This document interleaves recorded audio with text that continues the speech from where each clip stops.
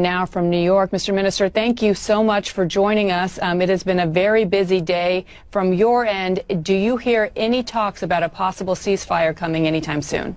I am convinced the tide is turning. I am convinced the public pressure, the pressure of public opinion is mounting, and ceasefire is inevitable. Israel is losing out. They're losing the media war despite their connections. They are losing the media war. The tide is turning. What are their connections? Deep pockets. What does that mean? Well, they're very influential people. I mean, they control media. I would call that an anti-Semitic remark. Well, you see, the point is they have a lot of influence and they get a lot of coverage. Now, what has balanced that is the citizen journalist who has been reporting, sharing video clips, and that has jolted people, and that has woken up people, and people who are sitting on the fence are today speaking up. Do you see how in different capitals of the world, in London, in Madrid, in Michigan, Chicago, every place, from Sydney to the European capitals, people have come out and saying, put an end to this insanity. They're calling for an immediate ceasefire.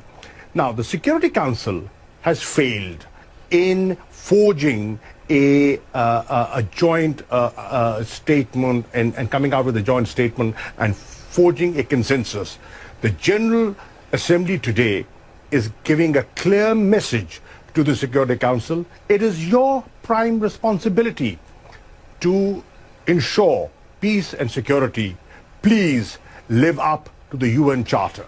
But, Mr. Ambassador, can we not separate the fact that there are calls for peace and for equal human rights for both sides, for Palestinians and for Israelis, without anti-Semitic talk and rhetoric? And we are seeing an increase in anti-Semitism throughout the world. Many of these protests are showing signs and images of anti-Semitism as well. Shouldn't you be condemning that?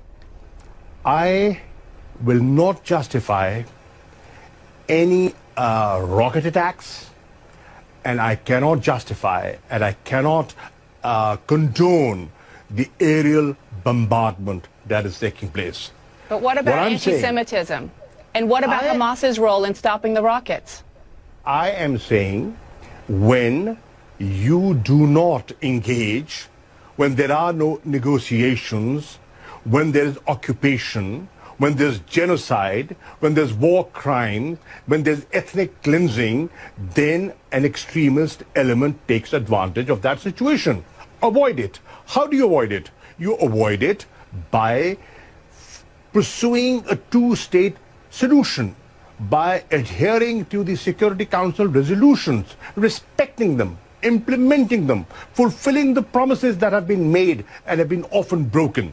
So, I believe that the answer is Israelis and Palestinians living side by side in peace.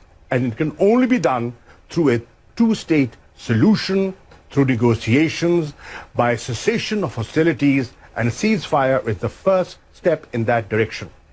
Does that include condemning anti-Semitism and condemning statements? I am not justifying any of that.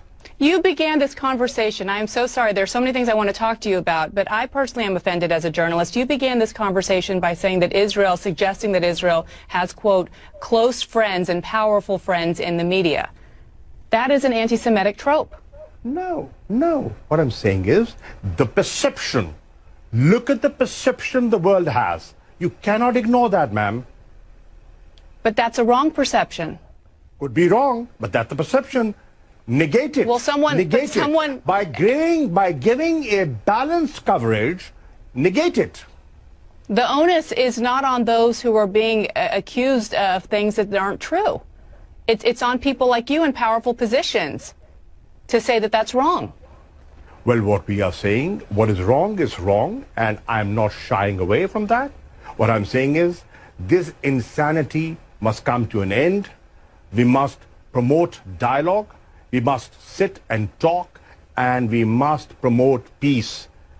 Israelis and Palestinians, everybody has a right to live.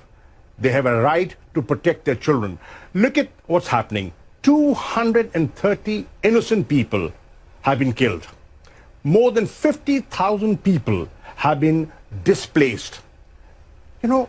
50 schools have been bombed.